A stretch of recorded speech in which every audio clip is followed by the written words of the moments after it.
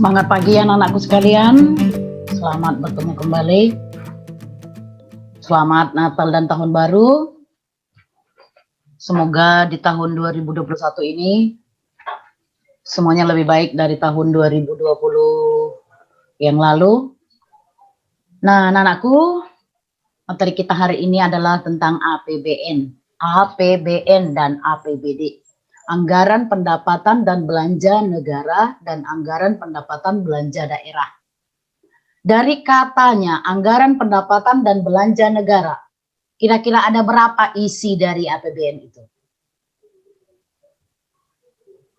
Ada berapa isinya? Anggaran pendapatan dan belanja negara. Yang pasti ada dua, berisi pendapatan dan berisi belanja. Belanja itu sama dengan pengeluaran. Jadi APBN itu adalah suatu daftar yang memuat rincian pendapatan dan pengeluaran negara untuk waktu tertentu, biasanya 1 tahun. 1 tahun anggaran itu adalah 1 April 2020 sampai 31 Maret 2021. Jadi anakku, bukan 1 Januari 2021 sampai 31 Desember 2021, bukan. 1 April tahun ini sampai 31 Maret tahun yang akan datang.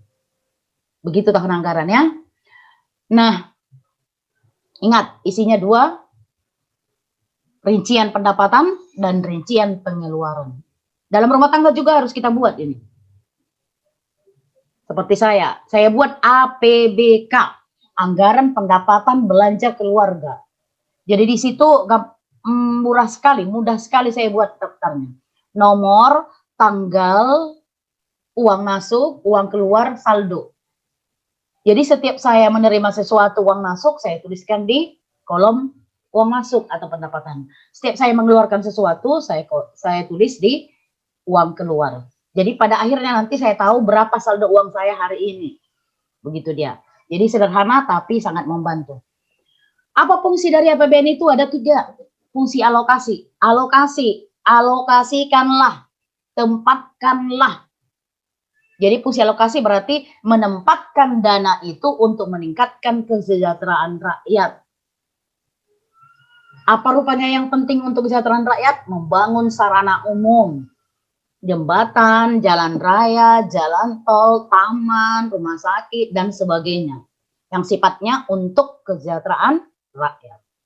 Yang kedua, fungsi distribusi. Distribusi berarti salurkan. Berarti menyalurkan dana APBN itu untuk kepentingan umum.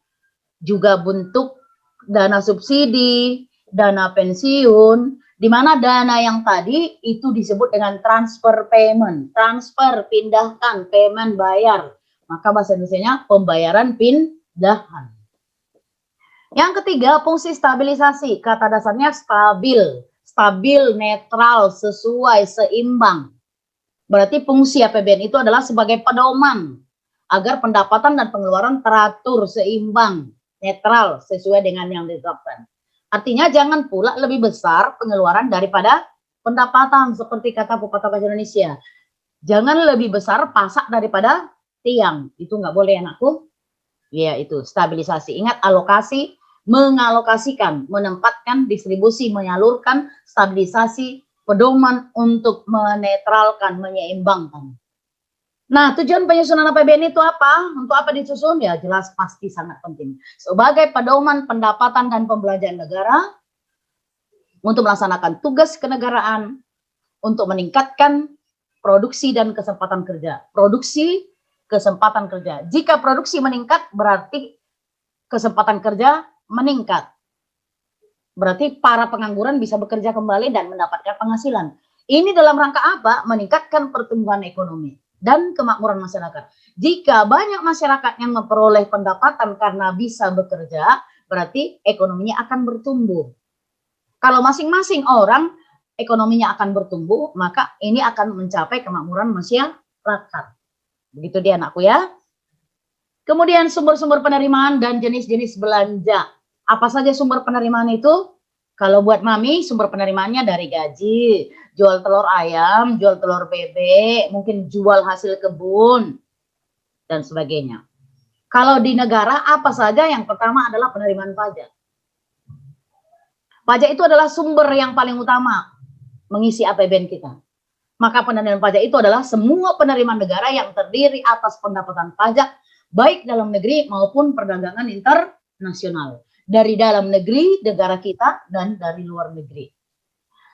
Yang pertama, pendapatan pajak dalam negeri, yaitu semua penerimaan negara yang berasal dari pendapatan pajak penghasilan atau PPH, pendapatan pajak pertambahan nilai barang dan jasa, dan pajak penjualan atas barang mewah atau PPNBM, pendapatan pajak bumi dan bangunan atau PBB, pendapatan cukai, dan pendapatan lainnya yang sifatnya berasal dari dalam negeri. Sedangkan pendapatan pajak perdagangan internasional adalah semua penerimaan negara yang berasal dari pendapatan bea masuk dan pendapatan bea keluar. Jadi setiap barang yang mau dikirim ke luar negeri harus bayar bea keluar untuk dalam negeri. Itu menjadi pendapatan dalam negeri. Sebelum masuk ke luar negeri, harus bayar dulu bea masuk untuk luar negeri. Itu menjadi pendapatan bagi luar negeri. Jadi keluar masuknya barang tetap bayar. Yang kedua, penerimaan negara bukan pajak atau PNBP. Penerimaan negara bukan pajak. Penerimaan negara tapi tidak dari pajak. Apa itu? Itu semua penerimaan pemerintah pusat yang diterima dalam bentuk penerimaan dari sumber daya alam. Misalnya hasil dari pariwisata Danau Toba, hasil proyek PLTA, kemudian bagian pendapatan atas laba BUMN, misalnya hasil laba dari badan usaha milik negara, misalnya yang termasuk BUMN, misalnya bank. Dan pendapatan negara bukan pajak lainnya, serta pendapatan badan layanan umum atau BLO.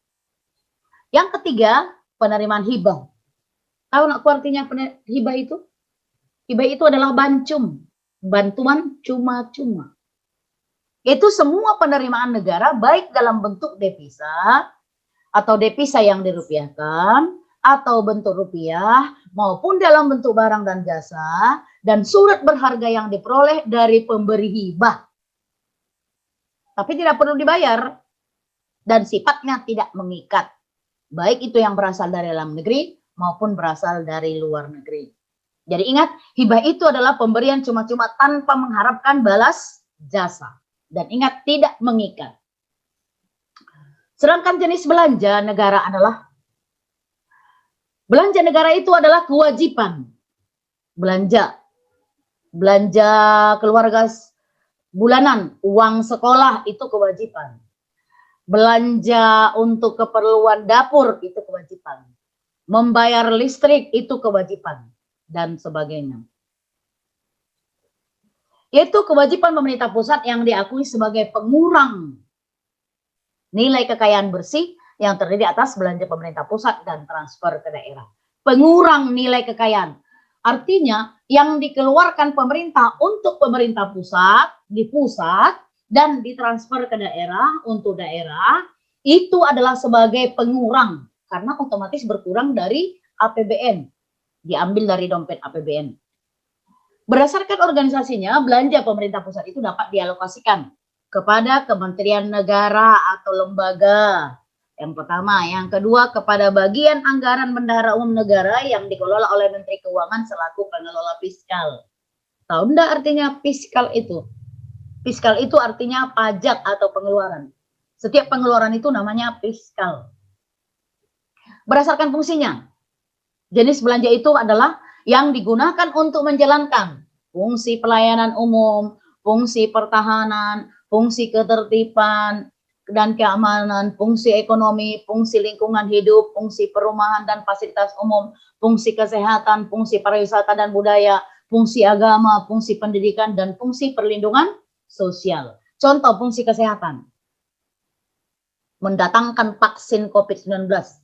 Itu dengan dana yang cukup besar. Kita bayangkan negara kita mengeluarkan dana yang cukup besar untuk menyediakan vaksin tadi. Dengan jumlah masyarakat Indonesia lebih kurang kira-kira 350 juta. Kemudian transfer ke daerah, itu pengeluaran atau belanja. Transfer ke daerah berarti dari dompet APBN ditransfer ke daerah. Artinya pusat juga punya tanggung jawab untuk pengeluaran daerah, yaitu bagian dari belanja negara dalam rangka mendanai pelaksanaan desentralisasi fiskal berupa dana otonomi khusus dan dana penyesuaian. Di mana peran transfer dari pusat itu, peran uang yang dikirim ke daerah itu adalah adanya kewajiban untuk menjaga tercapainya standar pelayanan minimum di setiap daerah. Artinya supaya setiap daerah menikmati dari hasil APBN itu. Misalnya, semua daerah harus menikmati listrik, semua daerah harus menikmati pendidikan. Dananya dari mana? Kalau tidak ada dari daerah itu, dari pusat. Itu maksudnya. Dana perimbangan, dana yang bersumber dari APBN yang dialokasikan kepada daerah untuk mendanai kebutuhan daerah dalam rangka pelaksanaan desentralisasi yang terdiri atas DBH, dana bagi hasil, DAU, dana alokasi umum, DAK, dana alokasi khusus. Ini dana perimbangan yang disesuaikan dengan kebutuhan setiap daerah. Dana alokasi umum itu adalah dana yang bersumber dari pendapatan APBN yang dialokasikan kepada daerah dengan tujuan untuk mendanai kebutuhan daerah dalam pelaksanaan desentralisasi. Seperti dana desa, itu ada 2,5 miliar per desa yang dikelola oleh kelurahan. Tujuannya untuk membantu mendanai kegiatan khusus yang mendapatkan urusan daerah dan sesuai dengan prioritas nasional. Prioritas nasional berarti prioritas negara atau bangsa yang sudah ada daftar kegiatan itu di pusat, walau dikerjakan di daerah. Dana alokasi khusus adalah dana yang bersumber dari pendapatan APBN yang dialokasikan kepada daerah tertentu dengan tujuan pemerintahan kemampuan keuangan daerah untuk mendanai kebutuhan dan sesuai dengan prioritas nasional. Berarti khusus untuk daerah-daerah tertentu. Misalnya daerah terpencil, perlu mereka tenaga kesehatan, perlu mereka tenaga pendidikan. Ini diambil dari DAK. Biasanya gaji-gaji mereka yang bekerja di daerah terpencil itu jauh lebih besar daripada di perkotaan. Nah, ini diambil dari dana alokasi khusus. Dana otonomi khusus adalah dana yang dialokasikan untuk membiayai pelaksanaan otonomi khusus suatu daerah. Jadi ada kegiatan yang daerah itu yang berbeda dengan daerah lain, tergantung kepada sumber daya yang ada di daerah masing-masing. Kemudian dana penyesuaian. Dana penyesuaian adalah dana yang dialokasikan untuk membantu daerah dalam rangka melaksanakan kegiatan tertentu. Tadi dana penyesuaian tadi digunakan untuk membantu daerah. Ada kegiatan tertentu yang mau dilaksanakan, misalnya MTQN yang dipusatkan di tebing tinggi misalnya. Maka perlu dana yang cukup besar untuk ini. Ini boleh diusulkan dari dana penyesuaian. Sedangkan selisih dari pendapatan rutin negara dan pengeluaran rutin negara itu disebut dengan tabungan negara. Artinya ada selisih dari pendapatan dengan pengeluaran, itu ditabung lah. Seperti Mami misalnya, pendapatan saya 3 juta, pengeluaran saya 2,5 juta, berarti ada selisihnya berapa? 500.000, itulah saya tabung. Itu maksudnya.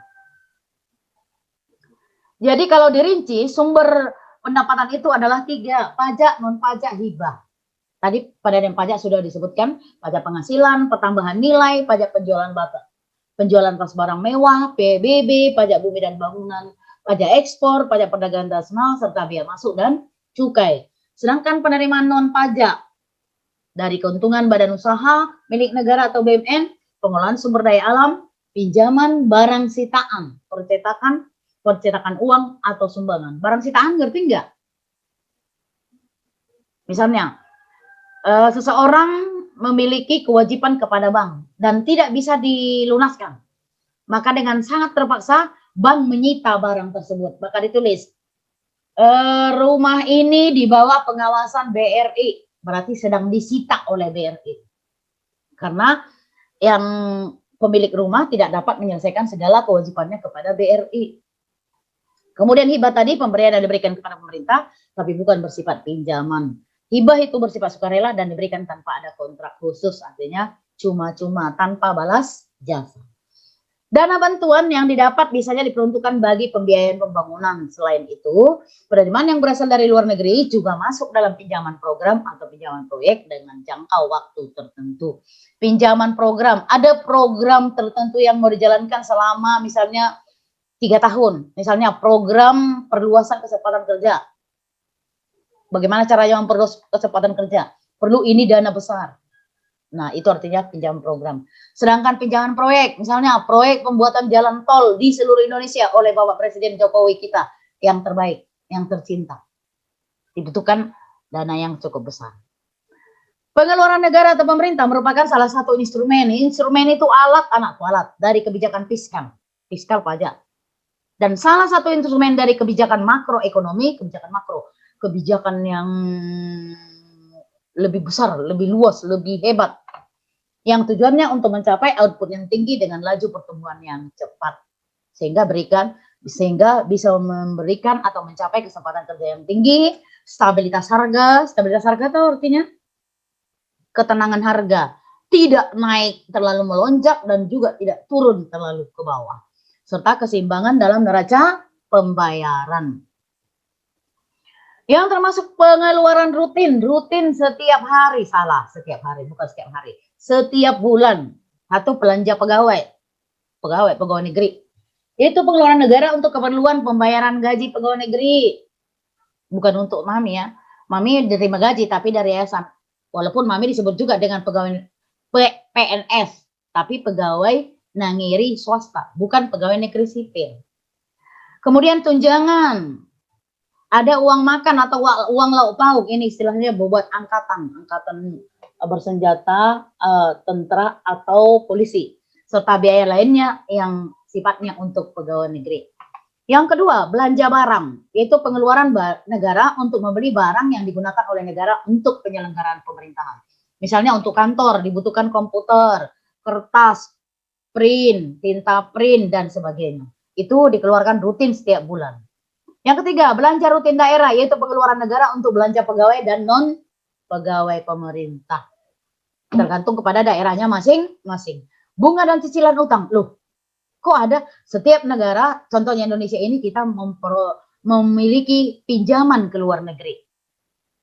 Jadi tentunya cicilannya harus dibayar beserta bunganya. Jadi pengeluaran pemerintah untuk membayar bunga dan cicilan pokok pinjaman, baik pinjaman berasal dari dalam negeri maupun luar negeri. Yang keenam, subsidi, yaitu pengeluaran untuk berbagai macam subsidi pemerintah untuk masyarakat. Misalnya BBM, listrik, BBM misalnya dengan menurunkan harganya. Listrik misalnya seperti kita, dari sekitar bulan 4 mungkin kita gratis listrik.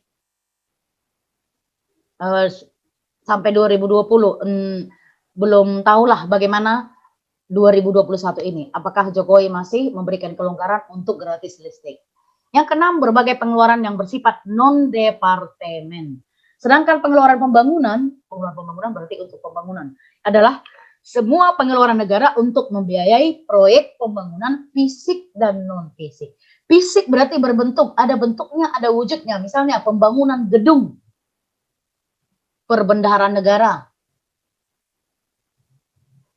3 lantai. Nah, itu ada bentuknya kan, gedung. Sedangkan non-fisik berarti misalnya meningkatkan kesejahteraan masyarakat pada masa pandemi dengan memberikan BLT, bantuan BPJS, BSU untuk guru non pegawai negeri, dan sebagainya. Itulah anakku materi kita hari ini. Silakan disimak, dicatat yang rapi, dan ini ingat ada tugasnya 3 biji. Yang pertama, tuliskan pengertian APBN. APBN adalah suatu daftar bla bla bla bla bla. Jelaskan fungsi APBN, ada 3. Jelaskan tujuan penyusunan APBN sebagai pedoman, dan seterusnya. Dicatat yang rapi, dikirim ke CR dalam bentuk PDF. Ingat anakku, jangan kau tunda-tunda pembelajaran hari ini. Karena besok juga akan ada pembelajaran. Jadi kalau kau tunda hari ini, besok sementara ada lagi, maka akan menambah bebanmu. Kalau sudah menumpuk, kau akan bosan, belum mengerjakannya.